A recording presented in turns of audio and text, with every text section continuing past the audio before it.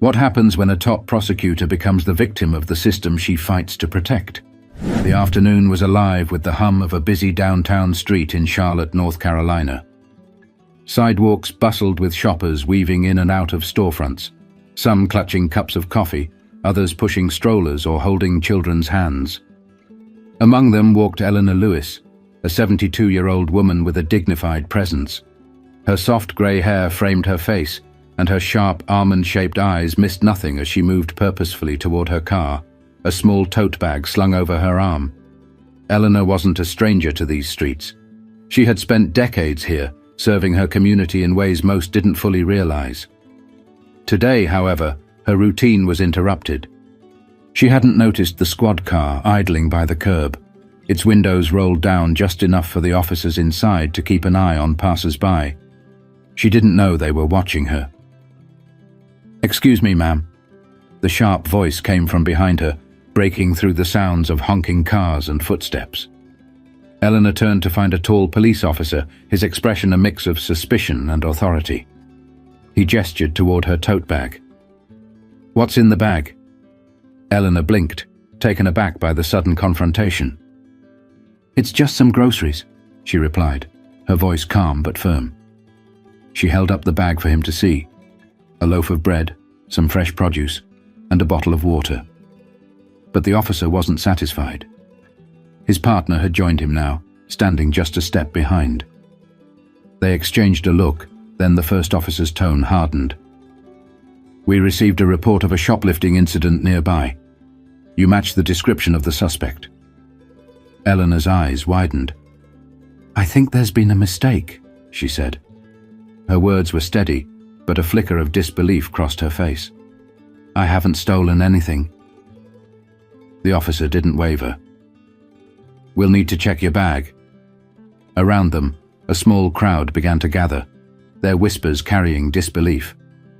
People fished out their phones, a few already recording. Eleanor handed over her tote bag, watching silently as the officer rummaged through it. When he found nothing but groceries, he frowned, then gestured toward her. "We're going to need you to come with us." Eleanor took a step back. "What for? I've done nothing wrong," she said, her voice louder now, clear enough for those nearby to hear. The crowd murmured in agreement, a young man shouting, "She didn't do anything!" But the officer's decision was made.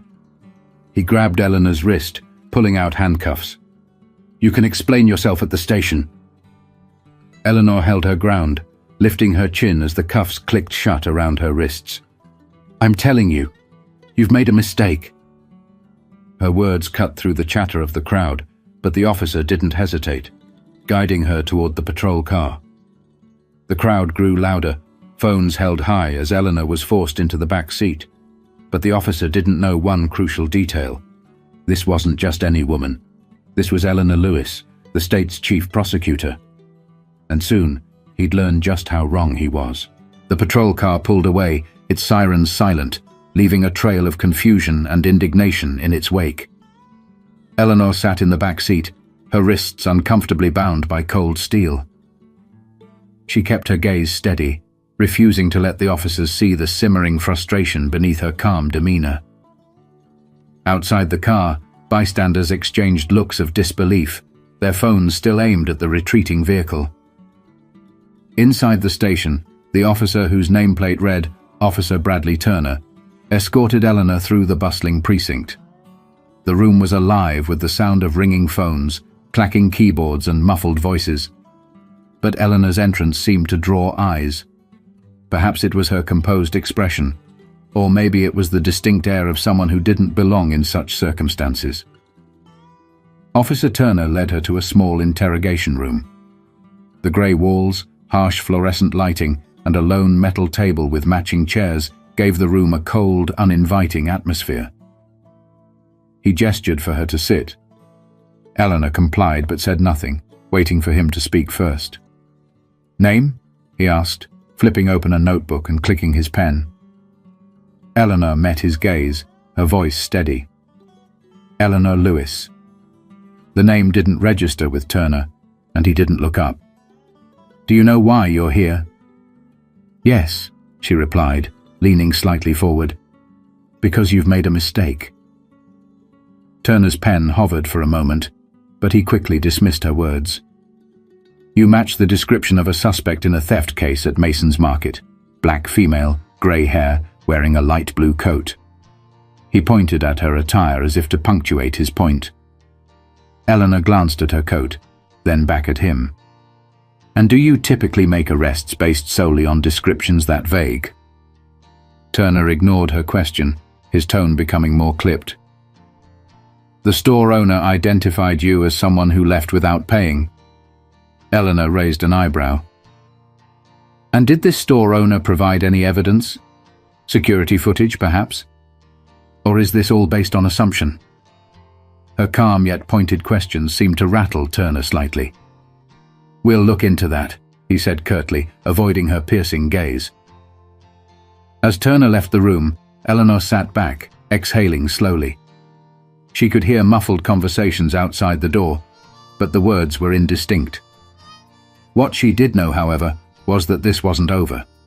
Not by a long shot.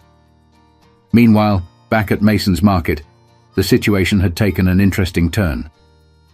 The real thief, a younger woman wearing a similar blue coat, had been apprehended by another officer just blocks away. A store employee reviewed the security footage and quickly confirmed the mistake. The woman who had been arrested earlier was not the culprit. By now, the videos from the downtown incident were already gaining traction online. Clips of Eleanor calmly defending herself while being handcuffed had sparked outrage. Comments flooded social media, condemning the officers and demanding accountability. The hashtags #justice for Eleanor and #mistaken identity trended within hours. At the precinct, Officer Turner received a call from his colleague at Mason's Market. "We've got the real suspect," the voice on the other end said. "Turns out the woman you brought in isn't involved. Security footage confirms it." Turner's grip on the phone tightened. "You're sure?" he asked, though he already knew the answer. "Positive," the voice replied. "You need to let her go." Turner hung up, a sinking feeling settling in his stomach. He walked back to the interrogation room, his steps heavier than before. When he opened the door, Eleanor's sharp eyes met his, and for the first time he hesitated. "We've verified that you're not involved in the theft," he began, his voice lacking the confidence it held earlier. "You're free to go." Eleanor rose from her chair, her movements slow and deliberate. "And the apology?" she asked, her tone cool and measured. Turner blinked. We acted on the information we had." Eleanor's expression didn't change. She simply nodded and walked past him, leaving the room and the precinct behind. But the officer's troubles were far from over. Outside the station, a crowd had begun to gather.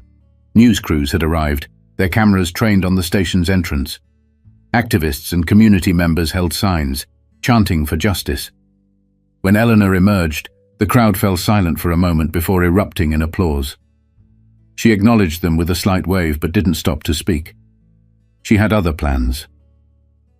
Back home, Eleanor sat at her desk, reviewing the footage and statements that had flooded her inbox. As the state's chief prosecutor, she knew this incident went beyond her personal experience. It was a symptom of a much larger problem, a system that too often acted on bias rather than evidence, and she intended to address it. But Eleanor also knew she needed to tread carefully. The courtroom would be her stage, and her words would hold weight far beyond this single case. She was preparing for a reckoning, and it would be one the officer would never forget. The courtroom buzzed with anticipation. Reporters filled the back rows, their pens poised, and community leaders sat alongside concerned citizens, each wearing an expression that ranged from curiosity to indignation. Officer Turner adjusted his tie nervously as he stood by his lawyer. The defendant's table, usually a place of composure, felt unusually tense. The judge entered, his gavel striking sharply against the block to call for order. "We are here today to address the incident involving the wrongful arrest of Ms. Eleanor Lewis," he began, his tone neutral yet firm. Turner's lawyer stood. "Your Honor, my client acted on information provided by a credible source. He had no intent to cause harm, and the doors at the back of the courtroom swung open, cutting him off mid-sentence. All heads turned as Eleanor walked in, her presence commanding immediate respect. She wasn't alone. Behind her were two high-ranking officials from the Attorney General's office, their tailored suits and solemn expressions underscoring the gravity of the situation. The silence in the room was deafening as Eleanor approached the witness stand. Officer Turner's face drained of color, his confidence evaporating. He had seen this woman before, but now her full identity struck him like a thunderbolt. Eleanor Lewis, the state's chief prosecutor. Eleanor took her oath, then faced the courtroom. Her gaze swept over the room before resting on Turner. "I've come here today not just as someone who was wronged," she began, her voice steady, "but as someone who understands the responsibility we all carry in upholding justice." Eleanor's recounting of the events was both precise and emotionally charged. She described the moment she was approached, the unwarranted suspicion, and the humiliation of being handcuffed in front of strangers. She spoke of the interrogation room, her treatment, and the disregard for her protests of innocence. Her words painted a vivid picture, one that left the room hanging on her every sentence. "I told Officer Turner that he had made a mistake," she said, her tone unwavering. "But instead of listening, he chose to act on assumptions. Assumptions that led to my wrongful arrest." Turner's lawyer shifted uncomfortably in his seat. "Ms. Lewis," he interjected, "while we understand your frustration, my client was following protocol based on the information he had at the time." Eleanor turned her attention to him. "Protocol?" she repeated, her voice sharp. "Is it protocol to arrest someone without verifying evidence? Is it protocol to ignore the humanity of the person standing before you?" The lawyer faltered, his words catching in his throat. The judge intervened. "Ms. Lewis, please continue." Eleanor nodded, her expression softening slightly. "This isn't just about me," she said, addressing the room. "This is about a system that allows bias to cloud judgment. A system that treats people differently based on preconceived notions. If this could happen to me, a woman who has dedicated her life to justice, then what hope do others have?" The courtroom was silent, the weight of Eleanor's words settling over everyone present.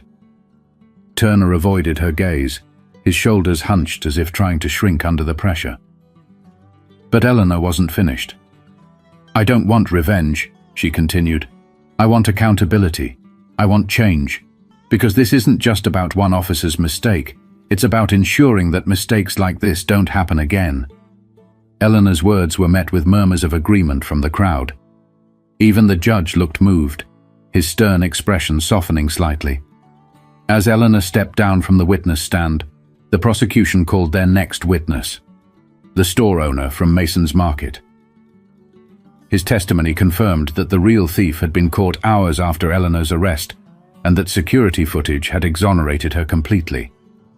The footage was shown to the courtroom, the grainy video clearly depicting a much younger woman in a similar coat walking out of the store without paying. The evidence was undeniable. Turner's actions had been based entirely on assumption, and the courtroom knew it. Turner's lawyer stood once more, his tone now tinged with desperation. "Your Honor, my client regrets his actions and wishes to apologize to Ms. Lewis directly." The judge gestured for Turner to speak. The officer rose slowly, his face pale. He turned to Eleanor, his voice shaking as he began. "Ms. Lewis, I'm sorry. I didn't mean to cause you harm. I was just trying to do my job." Eleanor met his gaze, her expression unreadable. "I accept your apology," she said after a long pause. "But an apology isn't enough. Change isn't just about words, it's about actions." Her statement hung in the air, a challenge not just to Turner but to everyone in the room. Eleanor had turned a personal injustice into a call for systemic reform, and the weight of her words would not be easily forgotten. As the courtroom recessed, whispers rippled through the gathered audience. Reporters hurried to jot down notes, their murmured comments about Eleanor's poise and the depth of her message filling the air. But while the atmosphere outside buzzed with activity, Officer Turner remained seated at the defendant's table, his head lowered and hands clenched together. The reality of what had transpired finally began to sink in. Eleanor stood by a window in the courthouse hallway, gazing out at the crowd that had gathered on the steps below. Their signs and chants called for change, justice, and accountability. She couldn't help but feel a swell of both hope and sorrow. Hope because people cared. Sorrow because such incidents were still all too common. One of the reporters approached cautiously, microphone in hand. "Ms. Lewis," she began, her voice tentative, "can you share how you're feeling right now? Many see you as a symbol of strength and resilience after what happened." Eleanor turned to face her, offering a small but genuine smile. "This isn't about me," she replied. "It's about all the people who don't get to stand in a courtroom and have their voices heard. It's about those who don't have the privilege of their story being told. If my experience can spark a conversation that leads to change, then I'll consider that a victory." Her words resonated deeply, not just with the reporter, but with everyone who later watched the clip as it aired on the evening news. But the victory she spoke of felt bittersweet. For every Eleanor Lewis, there were countless others whose names would never be known. Turner walked out of the courtroom slowly, his expression unreadable. His colleagues avoided his gaze, some muttering to each other in hushed tones. It wasn't just about the embarrassment of arresting the wrong person. It was about what that mistake represented. Bias. Assumption. A failure to question whether his actions were guided by evidence or by something far more insidious.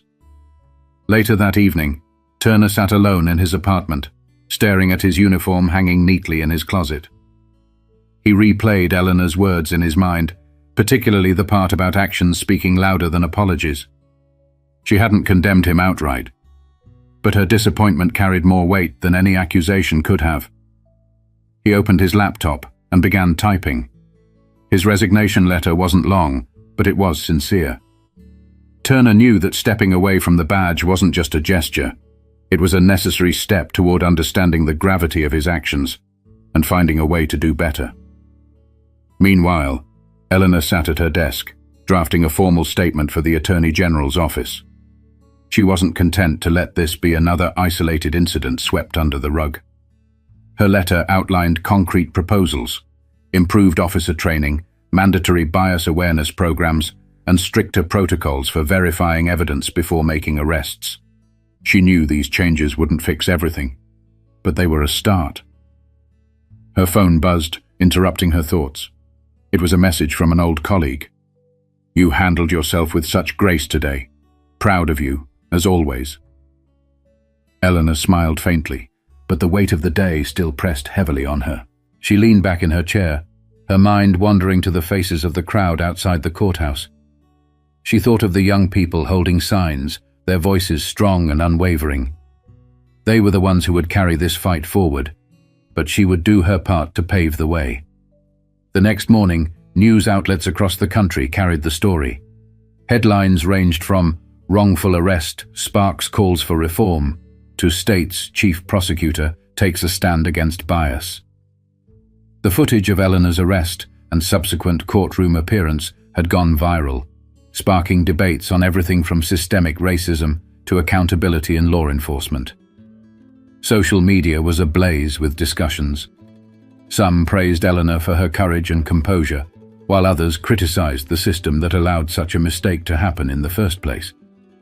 There were heated arguments, moments of reflection, and even pledges from local activists to push for policy changes in their communities.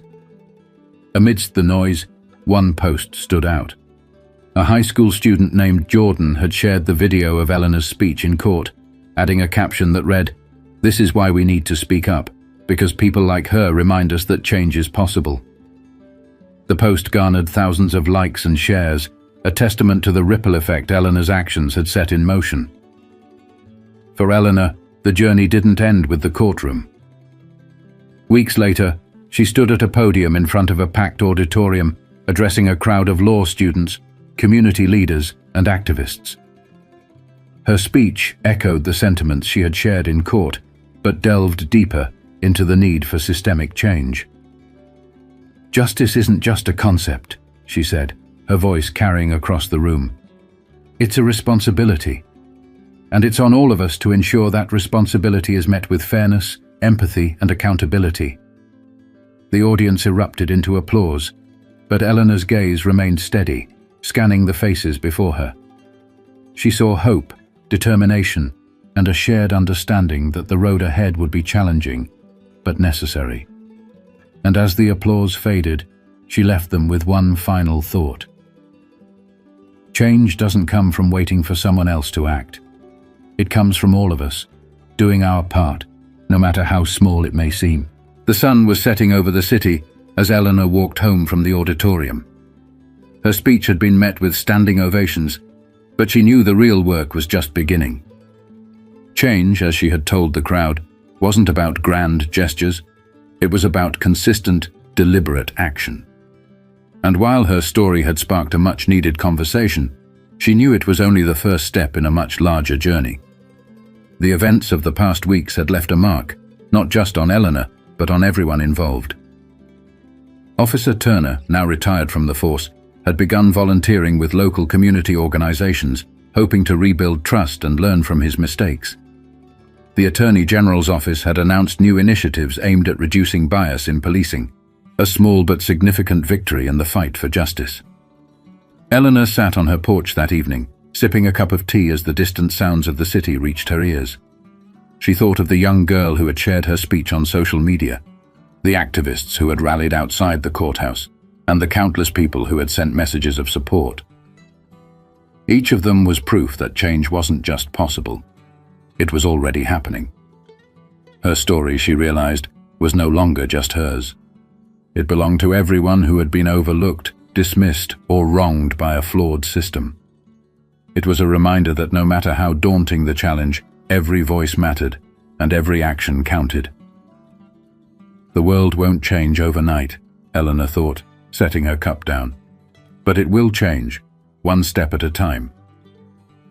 And to you, the viewer, remember, it only takes one voice to start a movement. Speak up, stay informed, and never stop fighting for what's right. Subscribe to our channel for more stories that inspire change.